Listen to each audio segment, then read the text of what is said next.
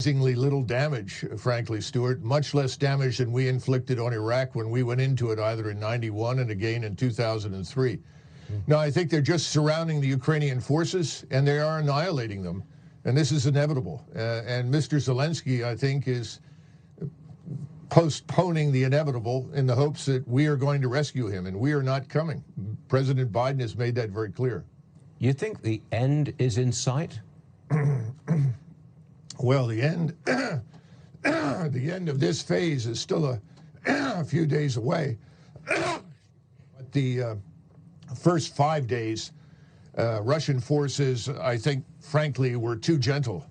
They've now corrected that. So I would say another 10 days, this should be completely over. But the question is, what is it that Zelensky is going to do? The Russians have made it very clear what they want is a neutral Ukraine.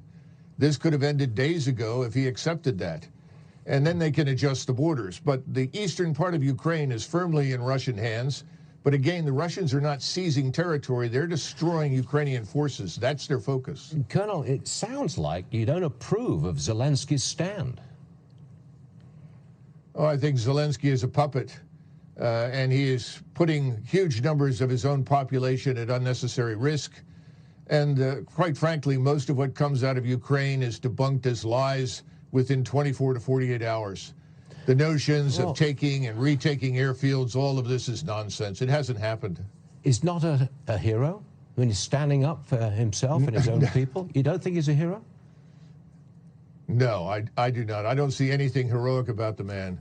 And I think the most heroic thing that he can do right now is to come to terms with reality. Neutralize Ukraine. This is not a bad thing. A neutral Ukraine would be good for us as well as for Russia. It would create the buffer that, frankly, both sides want.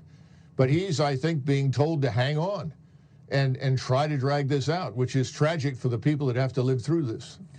I'm inclined to disagree with you, Colonel, but, you know, we'll see how this works out. Colonel Douglas Macgregor, tough guy.